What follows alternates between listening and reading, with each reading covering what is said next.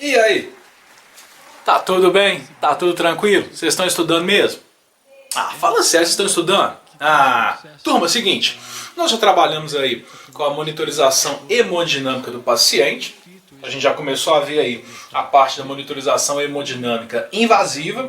Nós falamos um pouquinho sobre a pressão arterial invasiva. Você estudou, né?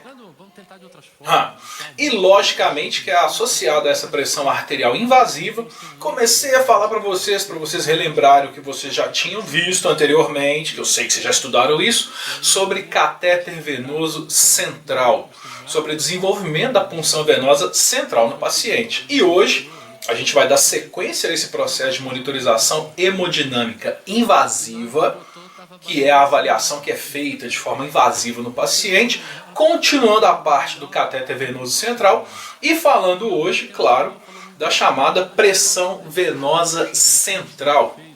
Pressão venosa central vai ser feita aí, tá, a medida da pressão que existe dentro da veia, diretamente na veia cava, próxima à entrada do átrio direito. Tá? Através, é lógico, de um catéter central. Não se esqueçam que catéter central, só para relembrá-los, é aquele catéter que vai ser inserido diretamente na veia cava superior, normalmente, podendo chegar pela inferior, mas o padrão usado é a superior, sendo usada aí jugular ou subclávia, dando acesso diretamente ao átrio direito do coração. Nesse ponto, a PVC, a pressão venosa central, ela é útil para quando o paciente está mais grave, para orientar alguma necessidade, alguma reposição de líquido, para monitorar aí uma possível evolução a um quadro de choque, que a gente depois vai conversar sobre ele, algum ponto de uma insuficiência cardíaca grave, que vocês já sabem, a ICC, e logicamente é uma referência para até mesmo verificar a necessidade de ajustar um volume circulante, ajustar aí uma volemia desse paciente. A entrada do catéter pela veia... Qual? Qual veia que é essa? Ah, fala sério. Tá, lembraram.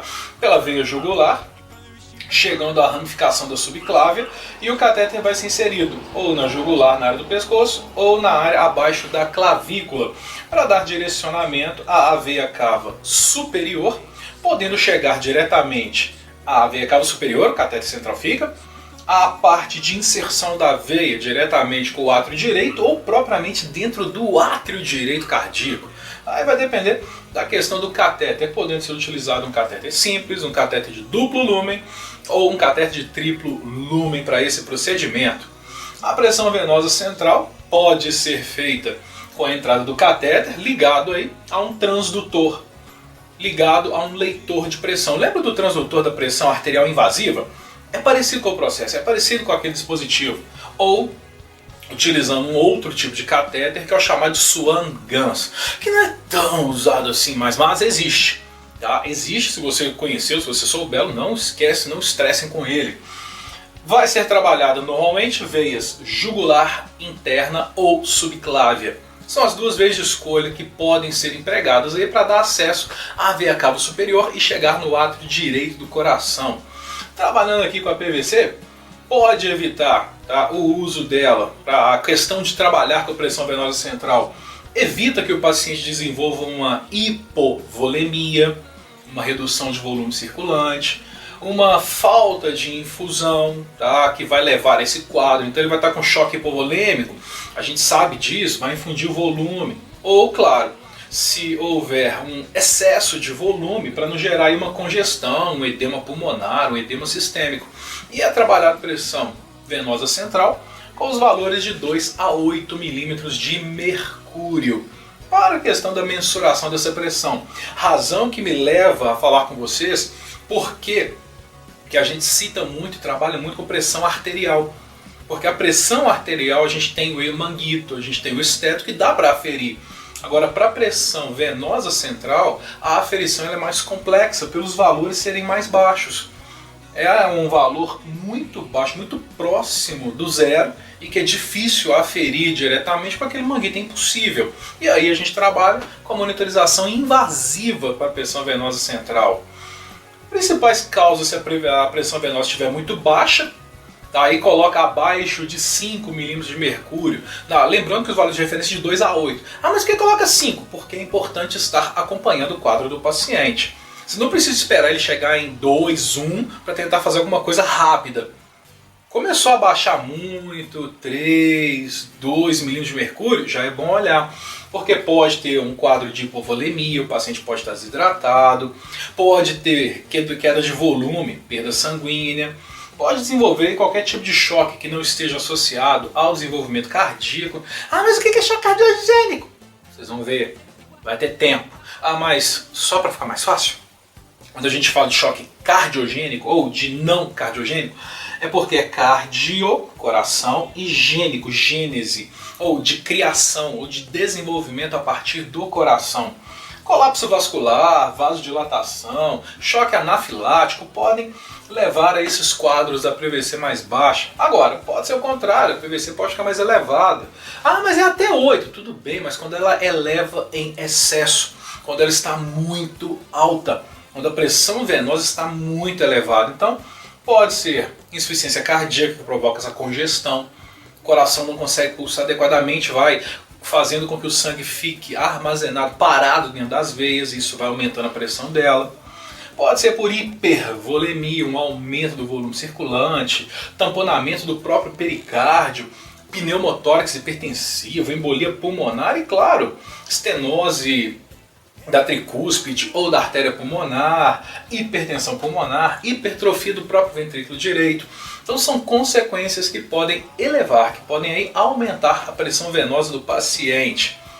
Quando a medida é contínua, tá, vai trabalhar com o sistema de bomba pressurizado, mas se a medida for intermitente, não precisa dessa bolsa. Lembra da PIA? Aquela bolsa que pressionava o frasco do soro? Se for medição contínua, é bom mantê-la pressurizada, caso contrário, não precisa. Se não houver infusão contínua de drogas vasopressoras, que vão comprimir os vasos, a mesma via vai ser usada para medir PVC, para gerar aí a interrupção dessas drogas com risco de hipotensão e piora do quadro hemodinâmico. Se não tiver nenhuma droga que trabalhe diretamente com o sistema circulatório, pode ser usada a mesma via para PVC, porque você não vai interromper esse fluxo e, interrompendo a droga, você não vai alterar o paciente, não vai alterar o quadro dele. Agora, se houver essas drogas do sistema cardiovascular, tem que ser feito com cautela e cuidado. O sistema de monitorização, tá, é parecido com o sistema de PIA. Tá, eu tinha pulado esses slides, ninguém me falou, vocês têm que me avisar que eu pulei. Absurdo. É parecido, a diferença é que o transdutor ele vai ser conectado a um acesso central, vai ser usada uma linha distal do catéter, o trio-way de conexão mais próximo. E a solução de preenchimento não precisa de ser heparinizada, não tem essa necessidade. Então essa é a modificação. E eu pulei, vocês nem tinham falado, absurdo. Tá? E aí vem, quando a medida é intermitente, usa a bolsa pressurizada, da mesma forma. E aqui mantém a altura do transdutor no ponto flebostático, no espaço flebostático. Lembram? Espaço flebostático? Isso, lá no átrio direito. E cuidados específicos com o catéter central, trabalhando com os trio-ways para fazer a infusão do medicamento e a ligação direta no transdutor. Vai realizar a medição da PIA, da PVC, da pressão venosa central. Quais são as possíveis complicações, quais são os possíveis comprometedores desse processo? Hemorragia, que pode surgir no processo de punção ou após a punção. Pode ter ali alguma arritmia atrial, alguma arritmia ventricular durante a introdução do próprio catéter, é uma possibilidade. Pode ter quadro de infecção, algum aumento hídrico acidental, alguma infusão contínua de líquido, podendo aumentar, gerar uma sobrecarga. Embolia gasosa, quando o profissional não toma o devido cuidado com o catéter, não o preenche adequadamente, deixa pequenos bolsões de ar. Complicações tromboembólicas, tá? Trombos que podem estar ocluindo a área, podem comprometer a circulação. Perfuração de câmara cardíaca, caso haja uma inserção mais longa do catéter, uma introdução maior, é uma possibilidade, quer dizer que vai acontecer não. E claro, pneumotórax e hemotórax, por causa da punção do catéter central, por causa da inserção, trabalhando claro nessas possibilidades do pneumo e da hemo, quando se trabalha com a subclávia. Para a jugular não é comum de realizar um pneumotórax ou um hemotórax no paciente, mas para a subclávia tem que ser feito com cuidado e cautela. O monitor multiparamétrico, trazendo os valores do paciente. Vocês lembram disso, né? Lembram mesmo? E aqui no cantinho, ó, de 2,14 está presente o valor da PVC do paciente, da pressão venosa central. Nós temos aqui o próprio sistema de conexão, tá, da bolsa de frasco com soro pressurizado, que é conectado ao transdutor, que vai diretamente ao catéter venoso do paciente, para fazer a conexão no sistema e medir continuamente a pressão venosa central.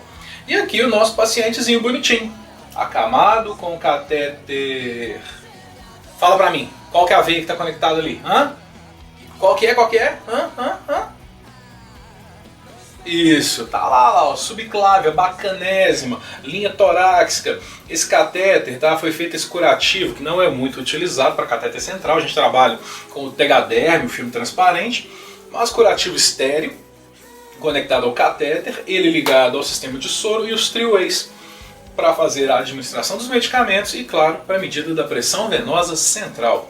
Turma, não sai daí, daqui a pouco a gente volta para continuar com essa parte das aferições da pressão, da monitorização invasiva do paciente, falando um pouquinho de pressão da artéria pulmonar e, claro, da pressão intracraniana. Então, fica comigo, não vai embora.